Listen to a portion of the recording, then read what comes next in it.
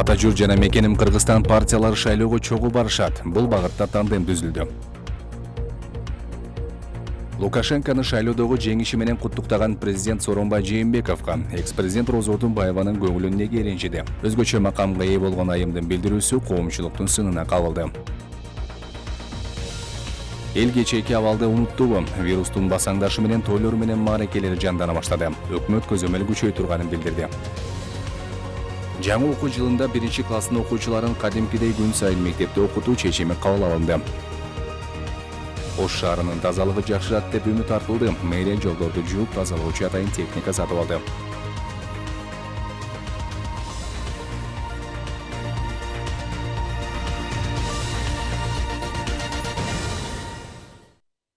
Эфирде Нур телеканалынын жаңылыктары, аты жөнүм Арзымат Аланов. Саламатсыздарбы? Атажүрт партиясы парламенттик шайлоого Мекеним Кыргызстан партиясы менен чогуу барат. Эки саясий топтун лидерлери бул багытта саясий тандем түзүшүп, шайлоого Мекеним Кыргызстандын желеги менен аттаныша турганы белгилүү болду. Ал эми курултай эртең 19 августта өтөт. Мекеним Кыргызстан партиясы 2015-жылы түзүлгөн. Аны парламенттик шайлоого жогорку кеңештеги Өнүгүү прогресс фракциясынын депутаты Мирлан Бакиров жетектеп баратат. Ал эми Атажүрт партиясы 2010-жылы түптөлүп, учурда партиянын лидери Ахматбек Келдибеков. Белгилей кетсек, буга чейин Мекеним Кыргызстандын катарына табылга бирик партиялары кошулган. Жогорку кеңештин депутаттарын шайлоо 4-октябрга белгиленген. Айта кетсек, шайлоо алдындагы үгүт иштери 4-сентябрда башталат. Беларусиядагы шайлоодон кийинки абал биздеги айрым чиновниктердин жүзүн ача баштады. Айтсак, экс-президент деген макамга ээ Роза Отунбаеванын бул багыттагы билдирүүсү учурда коомчулуктун талкуусуна түштү. Аны буга чейинки да орунсуз билдирүүлөрү ага аброй алып келбеген жагдайларды жаратканы элдин эсинде. Эми болсо Лукашенкону шайлоодогу жеңиши менен куттуктаган президент Сооронбай Жээнбековдун кадамын кескин сынга алганы коомчулукта жана социалдык тармактарда Отунбаевага карата терс пикирлерди жаратты. Сказал все, можете кричать, уходи. Белоруссия президенти Александр Лукашенконун шайлоодогу жеңиши менен биринчилерден болуп, орус президенти Владимир Путин, казак президенти Касым-Жомарт Токоев, Азербайжан президенти Ильхам Алиев жана биздин президент куттукташкан. Бирок Сооронбай Жээнбековдун мындай кадамы коомдо ар кандай пикирлер жаратып, анын ичинде экс-президент Роза Отунбаеванын кескин сынына кабылды. Азаттыкка берген интервьюсунда ал муну биздин революцияга түкүргөндөй эле кабыл алдым деген. Мен муну биздин революцияга түкүргөндөй эле кабыл алдым. 2010-жылы болгон окуяга чыккынчылык кадам катары баалайт элем. 2010-жылы эмне болгонун ушундай деңгээлге чейин унутушту. 7 апрель сайын революцияны жасагандар эмне дээр экен, булар ким экен деп сынап жатышкандарды ойлотабыз. Ушул революциялар бизди артка кетирди дегендерди да угуп жүрөбүз. Кыргызстандын дүйнөдөгү азыркы орду башка республикаларга салыштырмалуу такыр башка мамлекет болуп жатканы биздин жетишкендигибиз. Биз ошол революцияны жасаганыбызга өкүнбөйбүз. Революция туура болгонун дагы бир жолу так даана айтып коет элем. Мына ушундай Отунбаеванын билдирүүсү коомчулукта да, социалдык тармактарда да катуу талкууланып, ача пикирлерди жаратты. Анда экс-президент айымдын мындай пикирин аша чапкандык катары баалагандар арбын. Алардын бири Отунбаеванын үзөңгүлөшү, убактылуу өкмөттүн мүчөсү Исмаил Исаков бул боюнча оюн мындайча билдирген. Роза айымдын айткандарын өтө терс кабыл алдым. Биринчиден, Роза Отунбаева жөнөкөй жарандардан айырмаланып, экс-президент деген статуска ээ. Бизге мыйзамда тыюу салынбаган нерседен башкасына бардыгына уруксаат болсо, ага анын статусу жол бербейт. Ал азыр эч жерде расмий түрдө кызматта болбосо да, анын өзгөчө конституциялык статусу бар. Анын негизинде ага мамлекеттик резиденцияда жашоого мүмкүнчүлүк берилген. Ошондой эле мамлекеттик коопсуздук кызматынын кызматкерлери жан сакчы болуп кайтарып жүрүшөт. Мамлекеттин эсебинен машина шопур менен берилип, каалаган жагына алып келип турат. Экинчиден, мамлекеттик жана эл аралык этика деген бар. Ал мурунку тышкы иштер министри, убактылуу өкмөттүн төрагасы, өлкөнүн президенти жана азыркы экс-президент статусуна ээ болгон адам катары жогорудагы айтылган этикалык нормаларды жакшы билип, кынтыксыз сактап турушу керек эле. Мына ушулардын алкагында президенттин куттуктоосуна биздин революцияга түкүргөндөй кабыл алдым. 2010-жылкы окуяга чыккынчылык катары баалайт элем дегени адамгерчилик, моралдык жана этикалык жактан караганда таптакыр туура эмес. Андай сөздү айтпашы керек болчу. Каяктагы түкүрүк, каяктагы чыккынчылык. Экс-президент деген статусту алып жүргөн даражалуу адам ар бир сөздү айтаарда ойлонуп анан сүйлөшү керек. Отунбаеванын буга чейинки айрым кадамдарда коомчулуктун катуу сынына кабылып келген. Алардын бири ички кийимдер илинген көргөзмөнү искусство деп атап, айылдыктар, силер муну түшүнбөйсүңөр деп жийирген жайы бар дейт журналист Гүлжан Шерипбаева. Кече жакында эле баягы ич кийимдерин, грубо говоря, тур сен музейге келип алганда айтпады эле, ой силер айылдыктар деңгээлиңерди көтөргүлөчү деп. Айылдыктарга деңгээл көтөрүштү айтпай эле койсун. Айылдыктар ата баба, айылдык кыргызстандыктар, айылдыгы жашагандар, алар улуттук идеологияны баалашат. Аларга мыйзам эмес, алар айылда жашагандарга макалдар менен түшүндүрүп койсоң болот. Алар көзүңдүн, сөзүңдүн жарымынан түшүнгөн айылдыктар, а бизге ошондуктан Роза Исаковна айылдыктарга акыл айтпай, өзүнүн деңгээлин көтөрүп алсын. Мына мен эмес, жалпы массалык маалымат каражаттарында, Facebook баракчаларда дагы ага эл баасын берип жатат. Базарная баба деп эле. Андан мурда мен өзүңөр билгендей 11 мартта ким экенин дагы айтып коеюн. Ошол деңгээлдеги аял экен. Анан мен өкүнөм да, биз ушундай деңгээлдеги адамдарды канча жылдар бою чет өлкөдө министрлик иностранных дел деген кызмат, улуу даражалуу кызматтарды президент Ажо болсо дагы ошо болуп туруп, анан ушинтип бул деген элди сыйлабагандык, мамлекетти сыйлабагандык деп баалайм. Коронавирус пандемиясы күч алып, адам өлүмү менен коштолуп, элдин эси кетип турган чакта Отунбаеванын экс-президент катары элге бир ооз сөз айтпаганы да нааразычылык жаратып келет. Жок, бул пандемияда көрүнбөйт. Чек ара маселеси болсо көрүнбөйт. Кыргыздын балдары мына үйлөрү жок, көчөдө талалап, бир жер талашып, кандай кыргындар болуп жатат. Мына биз пандемия мезгилинде барып ошолорду өрттөрдү өчүрүп жүрдүк. Кана чыккан? Бул кыргызга чыккынчы аял, бузуку аял. Мындан башка берер баам жок менин бул аялга. Кан төгүү менен бийлик алмашып, бир жыл ашык өлкөнү башкарган Роза Отунбаеванын экс-президент макамын алуусу да күмөн жаратып, коомчулукта түрдүү пикирлер бар. Шайлоосуз Роза Отунбаеваны өтмө мезгилдин президенти милдетин аткаруучу дегенде ошондо сразу мен биринчи болуп чыкканмын. Интервью да бергенмин. Кийин бул самозванка деп. Кийин мага Карабалыкта однополчандар менен отурсам, Роза Отунбаева чыкты. Ай, туке, мен сага неме жамандык кылдым деп. Эмне болуп кетти десем, сен мени самозванка депсиң деп. Айттым, Роза эже дедим, сиз мени окуткан эжекесиз. Мен президент шайлоого тынбай катышып келип атам, даже Гиннес рекордуна кирдим дедим. Бирок шайлоодо бир да сиз фамилияңызды көргөн жокмун дедим. Кантип шайлоосуз президент болуп алдыңыз деп. Эми Отунбаеванын ким экенин 2010-жылы мен айткам. Бул самозванка, өзүн өзү көтөрүп алган бир саясатчы десең дагы тилим барбайт деп айткам. Соңку кездеги жасаган аракеттери нукура жүзүн көрсөттү. Биздин элибиз ушундай экен да, көпкө чейин чыдап жүрө берет экен, айтсаң укпайт экен, көңүл бурбайт экен. Сөзсүз түрдө кечекиндей болуп, баарын жылаңаштап көчөгө чыгарып алгандан кийин кокуйлап калган үчүн. А кишинин ким экенин биз аябай жакшы билебиз. А киши кимдин аркасынан ушундай болуп жасалып атканын да билебиз. Ушунча мезгилден бери биздин мамлекетибизге пайдасына караганда зыяны көбүрөөк тийдиби, же зыянына караганда пайдасы көбүрөөкпү, аны да билебиз. Роза Отунбаева 2010-жылдагы революциядан кийин өлкөнү 2011-жылга чейин башкарган, учурда пенсияда жана экс-президент деген макамга ээ болуп, бул багыттагы баардык жеңилдиктерди пайдаланып келет.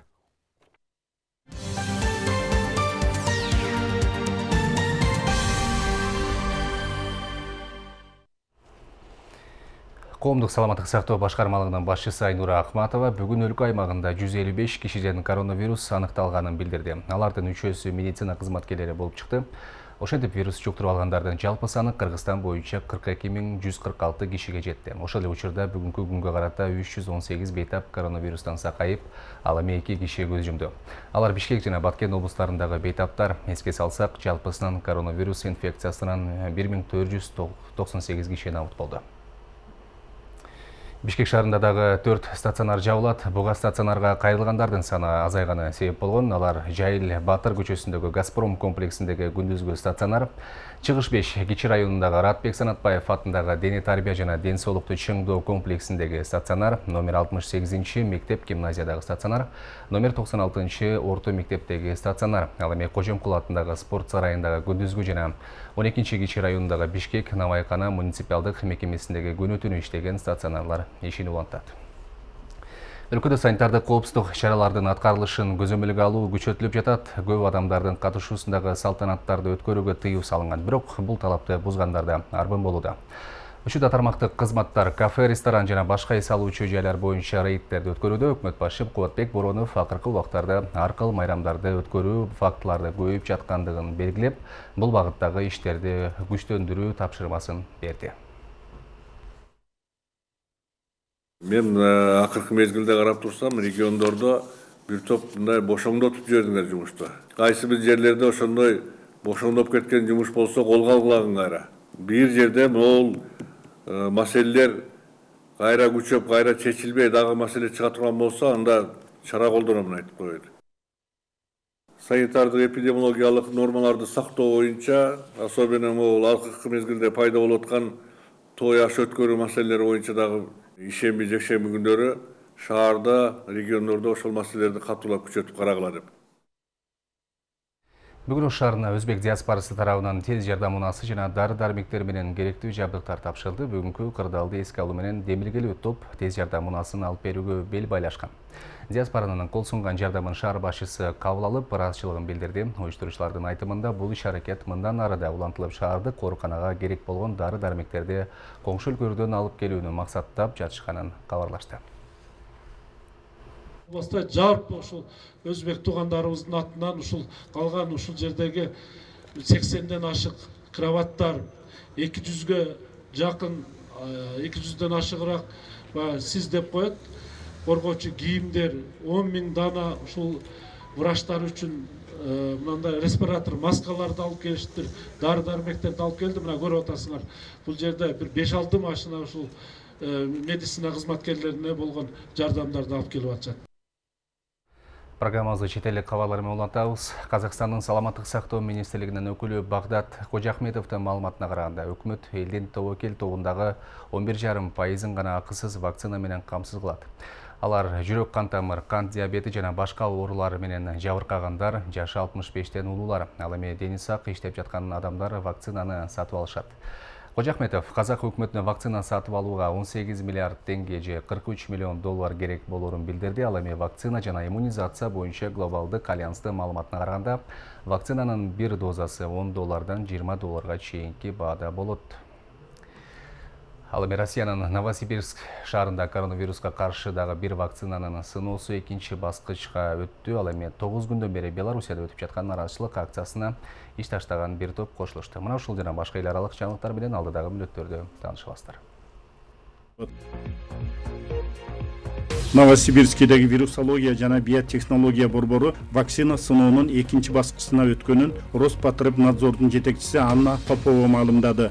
Учурда клиникалык сыноо жүрүп жатат, ага катышкан бардык ыктыярчылардын абалы жакшы, эч кандай реакция жүргөн жок, деди Попова. Вакцина биринчи ыктыярчыларга сайылганы тууралуу маалымат 12 августта чыккан. Эпивак корона вакцинасы сайылган баштапкы 5 ыктыярчынын абалы мыкты экени кабарланган. Ал эми вакцинанын экинчи этабындагы сыноосуна 86 ыктыярчы катышууда. Ушул тапта дүйнө жүзүндө коронавируска каршы 100дөн ашуун вакцина иштелип чыгууда. Алар сыноо мөөнөтүнүн түрдүү баскычтарында турушат. Дүйнөлүк саламаттык сактоо уюму миңдеген адамдар катышкан сыноолор бир нече айларга созулаарын эскертүүдө. Жаңы Зеландияда 18 августта коронавирус жуккан дагы 13 киши аныкталды. Алардын басымдуу бөлүгү Окленд шаарында катталганы маалым болду. Өлкөнүн 5 миллион калкынын 3/4 бөлүгү отурукташкан Окленд шаарында коронавирус жуктургандар көбөйүп жатканына байланыштуу карантин киргизилген. Жаңы Зеландияда буга чейин 102 күн бою өлкө ичинде COVID-19 кабылган бир дагы киши катталган эмес. Ал эми 11 августтан бери 90 киши илдетке чалдыкты. Джон Хопкинс университетинин маалыматына ылайык, Жаңы Зеландияда пандемия башталгандан бери 1600дөн көп адам COVID-19 чалдыгып, 22 киши каза болгон. 9 күндөн бери Беларуста өтүп жаткан нараазычылык акциясын бир топ ишкана жамааттары иш таштап колдоп жатышат. Эл митингчилердин кармалып, камалып жатканына жана президенттик шайлоонун жыйынтыгына нааразы болууда. Кечээ 17 августта атайын техника чыгарган бир нече заводдун кызматкерлери менен мамлекеттик телеканалдардын журналисттери дагы көчөгө чыгышкан. Беле телерадио компания ОНТС ТВ телеканалдарынын кызматкерлери азыркыдай шартта иштебей турганын билдиришкен. Нааразычылык билдирүү жагынан медиктер да четте калган жок. Эске салсак, Беларуста 9 август күнү өткөн президенттик шайлоонун жыйынтыгына нааразы болгон эл митингге чыгып, алы массалык акцияга айланган. Нааразычылык акциясына чыккандар менен укук коргоо органдарынын ортосунда кагылышуу болуп, эки тараптан бир нече адам жабыркаган. Демократтардын жыйынын ачылышында мурдагы биринчи айым Мишель Обама жана сенатору Берни Сандерс сөз сүйлөштү. Эки өтөң шайлоочуларды Дональд Трамптан жана анын бөлүнүү саясатынан баш тартууга чакырышты. 4 күнгө созула турган жыйын коронавирус пандемиясынан улам онлайн өтүүдө. Мишель Обама Трамп бир нече жолу өлкө үчүн ылайыксыз президент экенин көрсөткөнүн айтты. Сенатор Берни Сандерс Трамп мамлекетти авторитаризм жолу менен алып баратканын эскертти. Ал ошондой эле Кошмо Штаттардын келечеги коркунучта экенин айтып, аны сактап калыш үчүн Джо Байденди шайлоо зарыл экенин кошумчалады. 77 жаштагы Джо Байдендин президенттикке талапкердиги аптанын аягында көрсөтүлөт. Ал эми Республикалык партиянын жыйыны кийинки аптага белгиленген. Президент Дональд Трамп Демократиялык партиянын жыйыны башталганча эле аны уйкусураткан иш-чара деп атаган.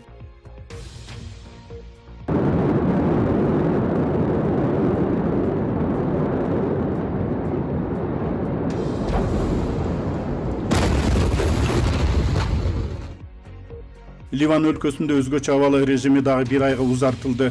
Бул Бейрут шаарындагы порттогу ири жарылууга байланыштуу. Порттогу жарылуу 4-августта болуп, ошол күнү эле өзгөчө абалы режими 2 жумага узарган болчу. Ал эми бул жарылууга байланыштуу эл аралык бийликтөө жүргүзүү сунушуна Ливандын бийлиги макул болбогону маалымдалып жатат. Айта кетсек, 4-август күнү кечинде Ливандын борбору Бейрут шаарындагы портто 2750 тонна аммиак селитрасы жарылып, 15 миллиард доллардан ашык зыян келтирилген. Акыркы эсеп боюнча окуянын кесепетинен 177 адамдын өмүрү кыйылып, 6000 адам жаракат алган.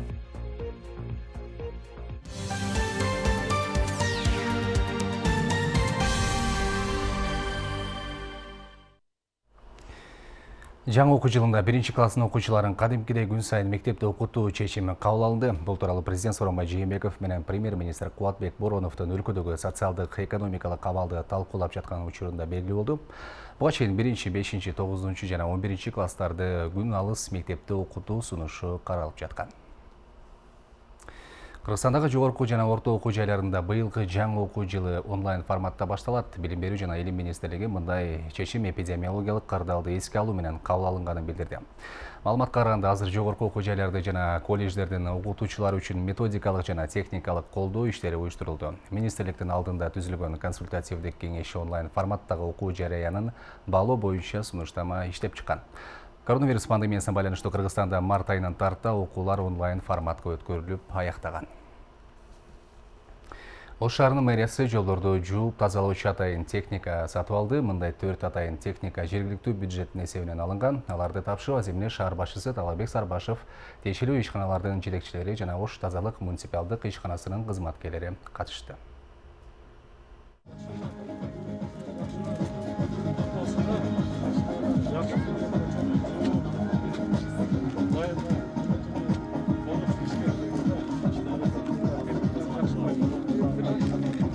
Ош шаарынын тазалыгын камсыздоо эми мурдагыдан да жеңилдейт. Борбордук аянтта турган техникалар шаардыктар үчүн кызмат көрсөтөт. Анткени Ош тазалык ишканасынын техникалык базасы толукталып, жаңы техникалар алынып келинди. 4 жол жуучу жана 1 таштанды таштоочу унаа бүгүндөн тарта шаар тазалыгы үчүн ишке кирет. Мен силерди ушу жаңы келген техникалар менен куттуктаймын. Ушул жакшы болгон шартты биз силерге 1 жылдан бери түзүп берип атабыз.